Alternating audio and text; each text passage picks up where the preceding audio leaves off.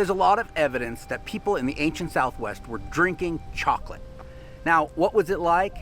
It was nothing like today's hot cocoa, I'm sure of that, but I'm really curious. So today, I'm out here to figure out what they were doing with chocolate in the ancient Southwest and what exactly it tasted like.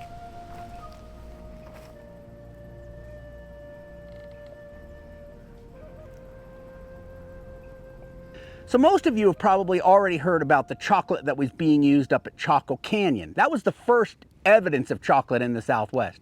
And they were drinking those out of these cylinder jars. And I've made those cylinder jars in the past. But there's other evidence of chocolate in the Southwest. In fact, there's evidence of chocolate much further away here in the southern Southwest, hundreds of miles from Cacao Canyon, and much later in time, say in the 1300s. In order to explain what they were doing here in the southern Southwest and the kind of pots they were using to drink it from, I'm going to let Professor Ward explain it to you. It has long been known that the Mayan elites drank chocolate drink from these unusual cylindrical shaped vessels. It is also well known that a thriving trade network existed that connected the American Southwest to Mesoamerica. This is clearly evidence in the abundance of things like macaw feathers and copper bells found in ruins in the American Southwest. And so, Patricia Crown, an archaeologist with the University of New Mexico, wondered if these cylindrical shaped vessels found in Cacao Canyon might also have been used to consume chocolate drink.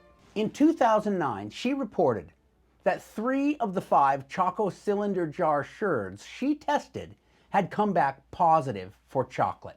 This study was widely reported on, so many of you may already know that they were drinking chocolate drink in Cacao Canyon, New Mexico. But less well known is that subsequent studies have revealed that they were consuming chocolate among the Hohokam in southern Arizona as well. A 2010 study tested pottery from the classic period Hohokam site of Los Muertos in Tempe, Arizona. They tested 4 beakers, 3 pitchers, 1 bowl, 1 jar, and 1 mug, and 80% of those samples returned positive results for chocolate.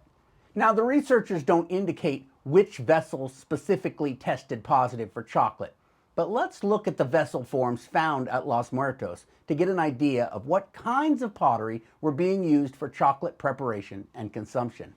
If we look at the publication The Excavations of Los Muertos by Emil Haury, published in 1945, we find the following illustration showing common vessel forms from Los Muertos. Although these chocolate drinking pots might be less eye-catching than their northern counterparts because they are plain and not decorated, they are nonetheless very interesting and unique forms.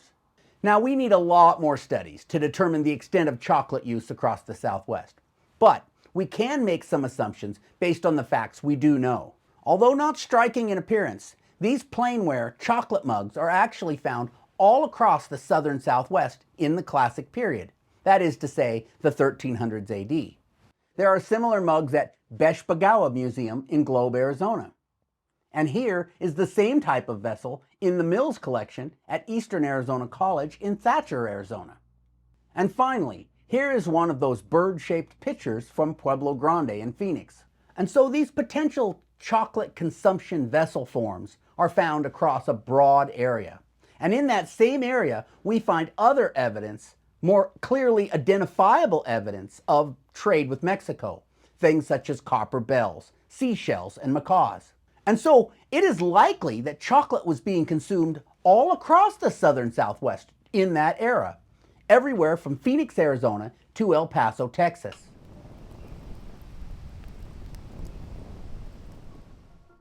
And so in preparation for this project, I coiled up one of these plain redware Hohokam mugs, such as they were probably drinking chocolate out of, the kind we saw at places like Los Muertos, Beshbagawa, and Eastern Arizona College.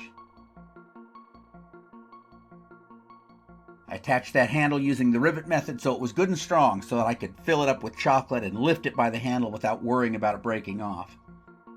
And then I took it out to fire it. After thoroughly preheating the pots around the fire for about a half an hour, I built up a teepee of wood around the pots and lit it off.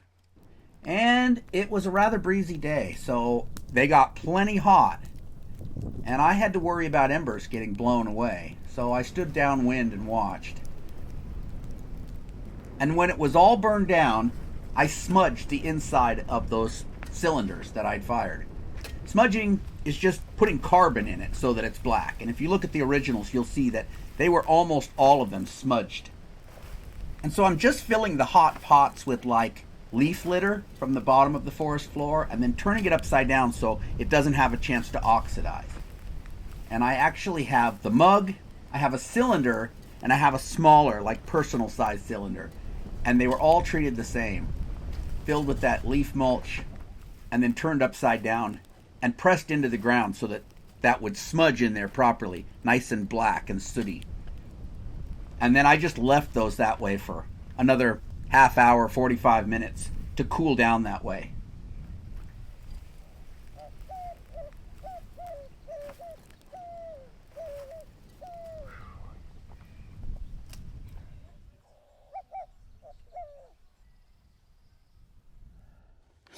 Okay, I've got this pitcher that I made previously. This is very similar to the pitcher they found up at Los Muertos.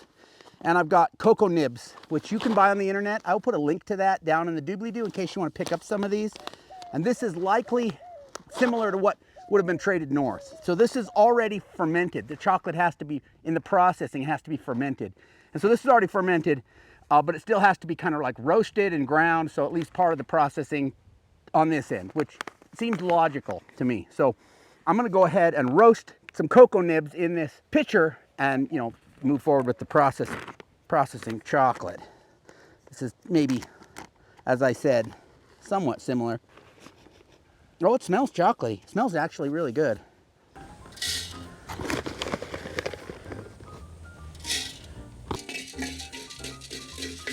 I don't know how you know when they're done. Are they supposed to look different, smell different? But it is pretty hot in there, I'll tell you that.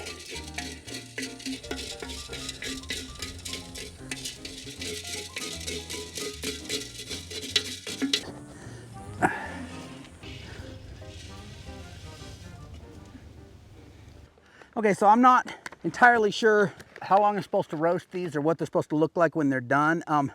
They're really hot. They're hot to the touch, so they've been roasted somewhat. They have changed slightly in color.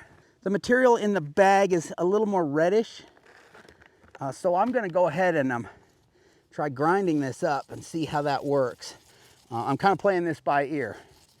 I imagine the first Native Americans that were trying to make chocolate here, they either went down to Mesoamerica and learned how from the experts, or they got this stuff on the trade route and they were like, what do we do with it?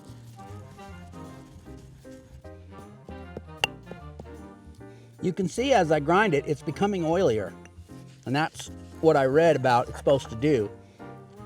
You can see it getting greasy, whereas the nibs are pretty dry, and they were after I roasted them too. But the grinding is bringing out the oils. And the smell is wonderful. I tasted a few and they don't, you know, it's like coffee. They don't taste as good as they smell.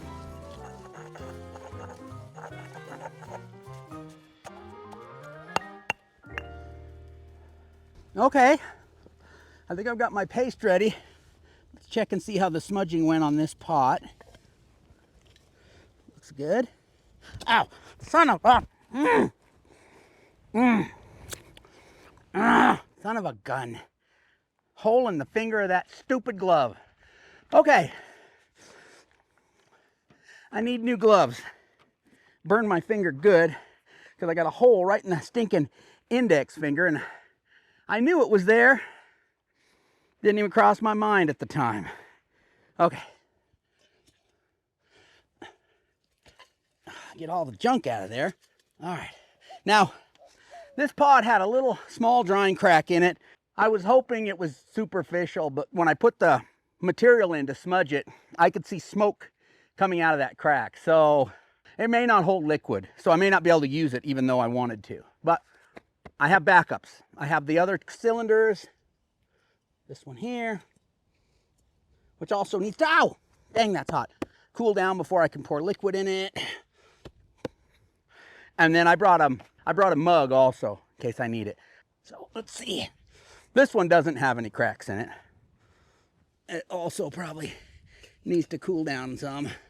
Okay, so there's the 3 cylinders. I also brought a mug. They're all smudged, which some people think smudging makes it less porous. I think some people try too hard to find a practical reason for things. All the things that the natives did in ancient times did not all have practical reasons. Some of them were just, they did it because they liked the look of it or because everybody else was doing it. Yeah, that's half the reason why anybody does anything, because their friends are doing it.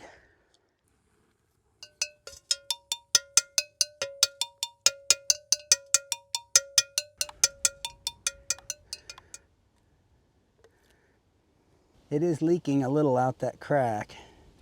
All right, I'm gonna go ahead and cook in this because it's not pouring out. I think I can do it.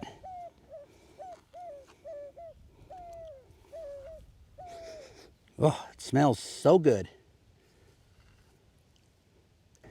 I could take some water, put it in here, rinse it around, clean it off, and then see, I've got chocolate water. I can add that to the container. Of course, this stuff's all got to get scrubbed good when I get home. Now, these containers are all good size. Now, mine might be a little bigger than average, but it's definitely in the ballpark. And it's way too big for one person. I have to think these were for sharing, for cooking together and sharing, because they're so large. Maybe a group of people would sit and drink it together, pass it around. I don't know. This is supposed to simmer for a little bit, so we'll go ahead and let it simmer. Simmering temperature, yeah, it's pretty warm. It's pretty warm.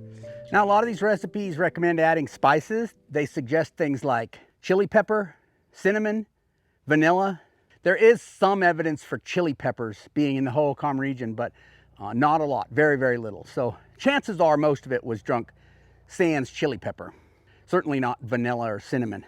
The other thing they recommend is sweetener. You know, we're all familiar with sweet chocolate and how good that is, but they probably didn't have any sweeteners either. There were no honeybees in North America before European contact. We don't have any evidence they were making like agave, you know, syrup or anything like that. So chances are it was drank bitter. And the other thing they recommend is straining it out. Well, I suppose they may have had like a loose weave piece of cloth that they could pass it through to strain it out. But I think probably more likely or more frequently it was drank like cowboy coffee. So if you don't know what that is here in the West, if you're out camping, you know, and you don't have a fancy coffee maker with you, you make what they call cowboy coffee. You put the grounds right in the pot, boil them all together, and then you drink it with your teeth closed to filter out those chunks, those grounds, and spit them out. So I'm guessing that was more likely. Although, like I said, they could have had a loose weave cloth to pass it through. I don't. So I'm gonna drink it like cowboy coffee today.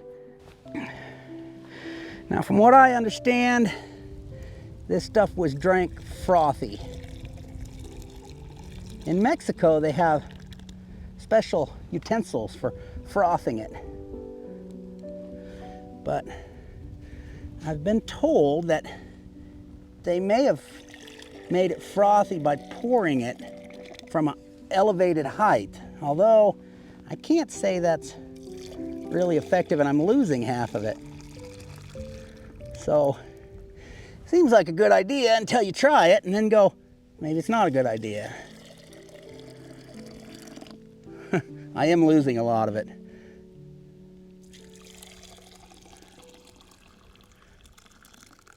So I'm gonna call that good.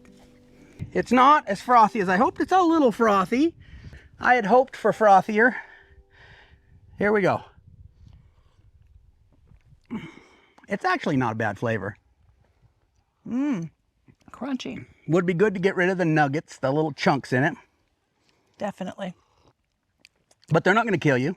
They're edible. I'm just swallowing them. They're not as coarse as coffee grounds. They're a little softer, a little easier to chew and swallow. Yeah, the flavor's not bad. It's good. It's a good kind of chocolatey flavor. If it had a little syrup, like some of that syrup that you put in coffee, you know, like that vanilla syrup you use. That'd be great. Yeah. That'd be good. And some milk. Hershey had it figured out. Yeah. So I would use it some more. I have a lot of nibs left. So this is something we can try at home using modern equipment too. Don't take a big drink. It's a little bit bitter. It's bitter, but it's not Undrinkable. terribly bitter. It's not as bitter as, I don't think it's as bitter as like coffee without cream. I agree. Lots of people drink black coffee. And I think you could definitely get used to it. And this better. has chocolatey flavor to it. There's no doubt about it. So, I mean, that's a wonderful flavor. You know, they say chocolate gives you the same chemicals as being in love. Ah, wonderful. Imagine how good you're going to feel this afternoon after drinking this hot cup of chocolate. Absolutely. Here we are in, what, 100-degree weather, drinking hot. So, I hope you enjoyed the video. We certainly enjoyed making it and got to consume it at the end, which you didn't. And you didn't get to smell it either. Next time, we're going to figure out a way to deliver smell because it smells good. Now, if you'd like to learn more about chocolate in the Southwest, I did that video, was it last year? I think, might have been the year before now, where I made the Cacao cylinder jars. And I talk a lot about chocolate in the Southwest in that video. I'm going to link that up right over here on Tanya's face. So go watch that, and I will catch you next time.